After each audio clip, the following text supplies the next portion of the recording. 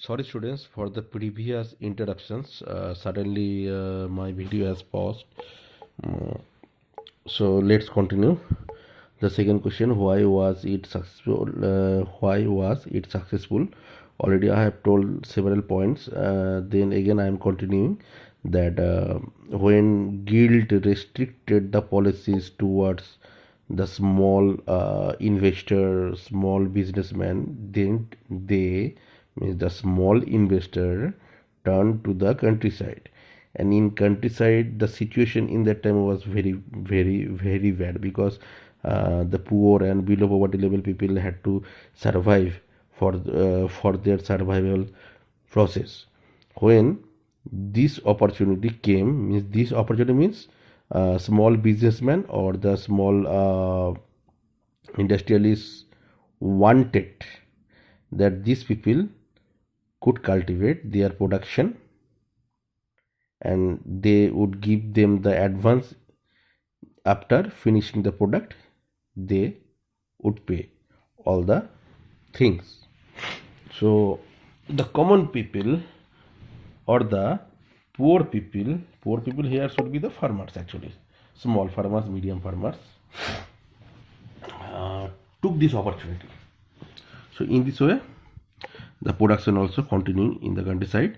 And who were means here should be the small businessman or small industrialists actually suffering from the guild. They also started exporting from England to international market. In this way a chain of mechanism set up, means that from the cultivation to the weavers, and in each and every small businessman had more or less 100 workers. So that's why these industries had been successful. And you have to remember, these industries was totally based on the handmade production, because industrialization not started in that time. Got my point? Okay, now turn to the third point. Explain 5 causes of industrial revolution in England. Third questions. So very important questions. Okay, so you have to know the background. Why industrial revolution started in England? Why? Reasons. So many reasons are available. So many reasons. First, I am telling you 3 points. First is that agricultural revolution. Second one, transport revolution. Fourth one, who were traders, means they exported, imported all the things that is actually prepared in England for the international market.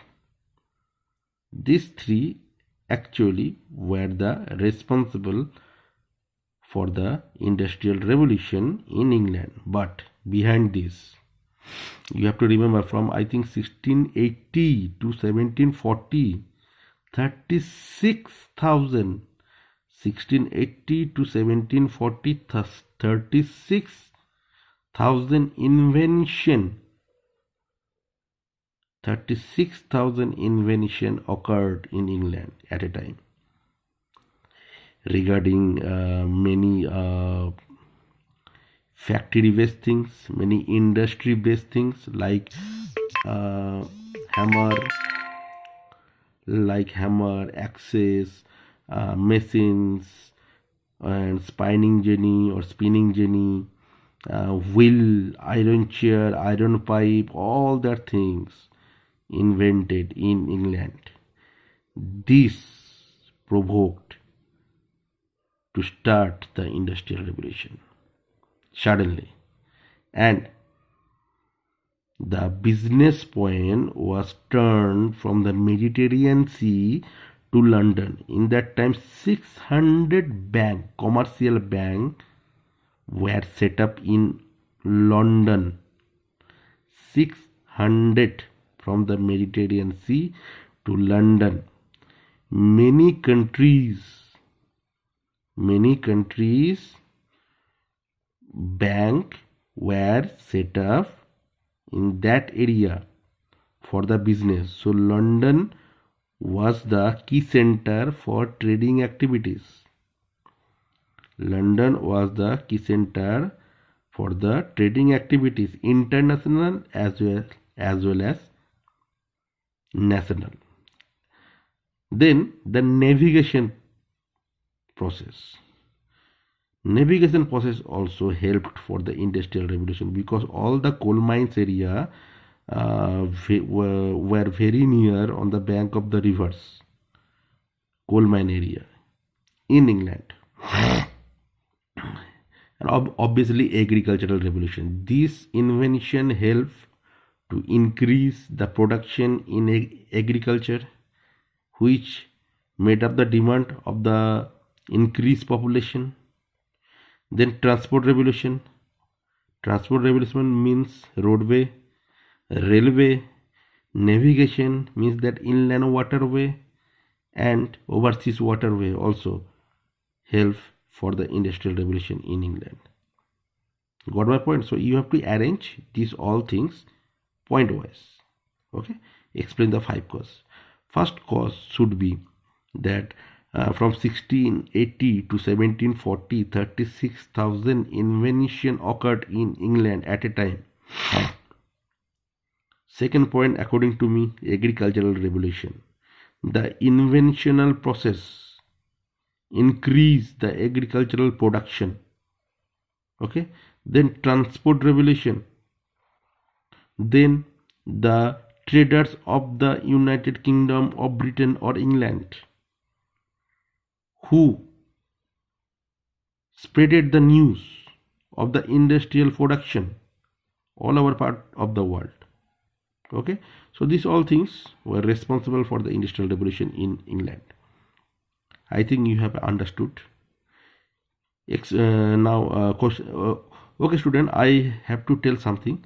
Please listen very carefully. That what I am telling to you is totally based on my notes.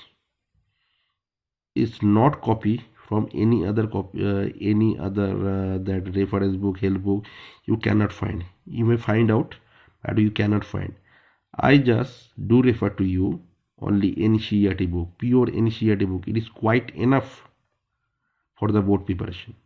Okay, so no need to buy any that help book or that kind of reference book or 15-year solution, 10-year solution. No need.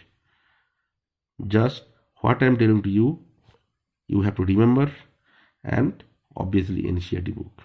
Fourth question, explain how the condition of the workers steadily declined in the 20th century Europe. Obviously, that it is true, because industrial production started rapidly in England from the 1680, and during the 17th century, 18th century, 19th century is boomed up. It boomed, means that the production first to double to triple. Okay, because factory based production increase the market, factory based production meet the demand, factory based production that all that fulfill all the requirement of the industrialist in England. When factory based production started, there were few need of the workers. Got my point? Like spinning jenny, one spinning jenny in that time could do work equal to 8 men. So that's why industrialists referred this factory or these machines. Obviously, then the demands of the worker reduce. Then when the industrial revolution regarding iron and steel industries, in that time also the steam engine, railway reduced the demand of the workers. And during the initial phase of the industrial revolution, it was seasonal industry. After finish the season, there was no need of labor. That's why The conditions of the workers steadily decline. Only 3 or 4 months they got the job. After 3 4 months they became again the same, they returned to the in same conditions. Okay. So when increasing population in the industrial belt or the in the city also became very what can I say, became very worsen.